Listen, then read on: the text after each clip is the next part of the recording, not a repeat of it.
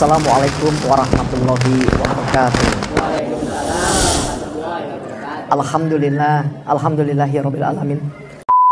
Di tengah-tengah rasa tidak suka dan bingung melihat Islam, akhirnya Allah menyatakan kasih sayangnya melalui sebuah peristiwa yang luar biasa. Tepatnya tanggal 14 Juli 2008. Saat itu saya menjadi seorang guru agama Kristen. Bapak Ibu, saya diminta menjadi PNS, menjadi guru, dan akhirnya mengajar di sebuah sekolah namanya SD Negeri. SD Negeri Pengampon di Cirebon.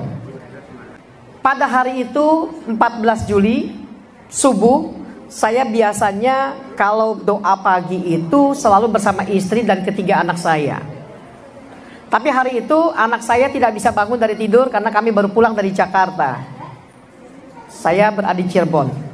Sehingga istri dan ketiga anak saya tidak bangun, tidak ikut doa pagi bersama dengan saya.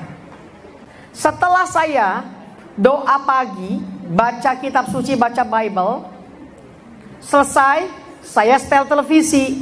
Waktu itu masih ada TPI. Sekarang sudah tidak ada.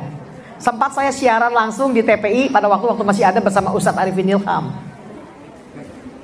Bapak Ibu, ketika TPI itu dikumandangkan, dihidupkan, ternyata yang berkumandang acara itu adalah acara azan subuh. Allahu Akbar, Allahu Akbar, Allahu Akbar, Allahu Akbar. Saya tahu azan itu sama di seluruh Indonesia. Saya sudah bertugas sebagai seorang pendeta ke NTT, ke Kalimantan, Surabaya. Bahkan saya pernah ke Yogyakarta, berkhotbah di Yogyakarta waktu itu. Di cabang dari gereja Metodis Tasikmalaya, Metodis Ishak. Saya mendengar setiap kali masuk kota azan itu sama suaranya.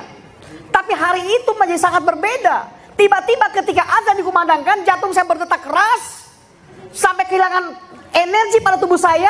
Tiba-tiba saya jatuh ke tanah dalam keadaan sujud. Dan ketika saya jatuh, saya mau bangun lagi, saya tidak bisa bangun. Saya pikir saya terkena lumpuh. Saya tidak bisa bangun. Dalam keadaan bingung, saya coba bangunkan istri saya. Saya mau panggil istri saya, Mami. Saya terkejut karena ternyata bukan cuma tidak bisa menggerakkan jari saya, tidak hanya bisa menggerakkan tubuh saya, tetapi juga bahkan saya tidak bisa bicara. Sehingga saya berpikir, saya menyimpulkan saya terkena serangan stroke. Dalam keadaan kebingungan, saya menjadi gelisah. Ada apa dengan diri saya? Begitu kerasnya detak jantung saya, sampai saya tidak bisa berbuat apa-apa. Dalam keadaan yang serba tidak bisa berbuat apa-apa, saya tiba-tiba menjadi ketakutan. Lalu selesai azan subuh, muncullah Ustadz Arifin Ilham dalam kajian subuh di TPI itu. Dan dia mengucapkan kalimat La ilaha illallah.